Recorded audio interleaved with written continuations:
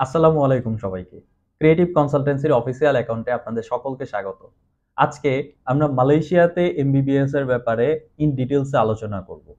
Eligibility criteria, কত cost আসবে, কোন কোন ইনটেক আছে, কত পার্সেন্ট পর্যন্ত স্কলারশিপ পাওয়া যায়, বিস্তারিত আলোচনা থাকবে। আমাদের ক্রিয়েটিভ কনসালটেন্সি মালয়েশিয়া সহ ৩০টিরও বেশি দেশে এমবিবিএস এডমিশন নিয়ে কাজ করছে।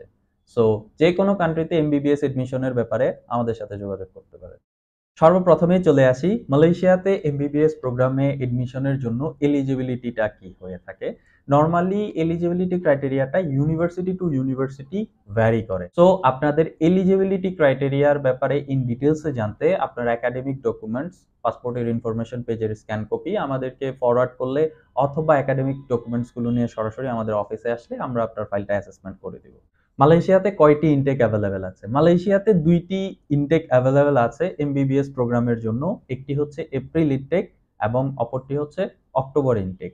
তবে অধিকাংশ ইউনিভার্সিটিতে এপ্রিল ইনটেকটা অ্যাভেলেবেল থাকে না, অক্টোবর ইনটেকটা সব ইউনিভার্সিটিতে পাওয়া যায়। এখন চলে আসি মালয়েশিয়াতে কখন অ্যাপ্লাই করা যাবে।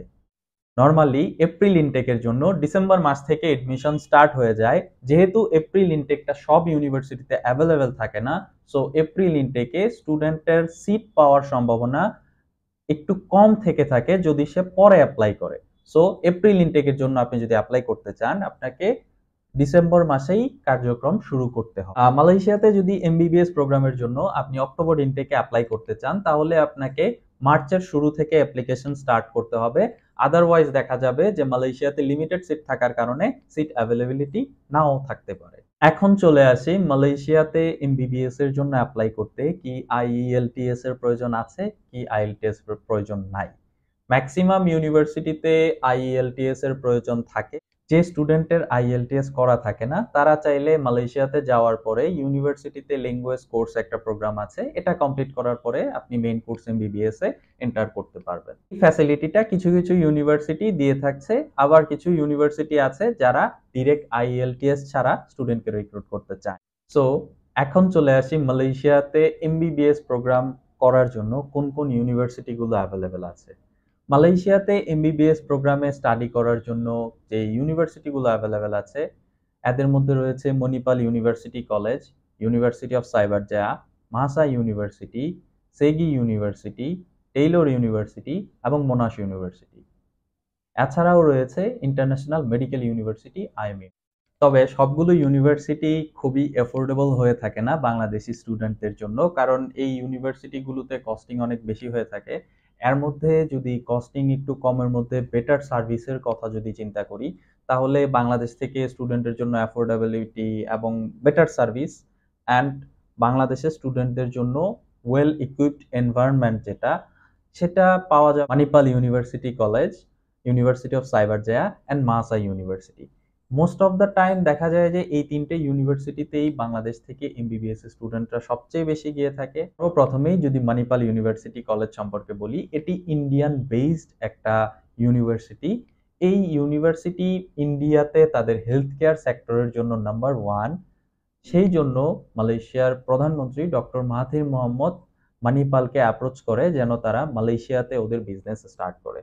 সো ডক্টর মাহাথির মোহাম্মদ মানিপালকে হেল্প করে যেন তাদের এস্টাবলিশমেন্ট করতে পারে মালয়েশিয়াতে, এবং মালয়েশিয়ার ফার্স্ট প্রাইভেট মেডিকেল কলেজ হচ্ছে মানিপাল ইউনিভার্সিটি কলেজ।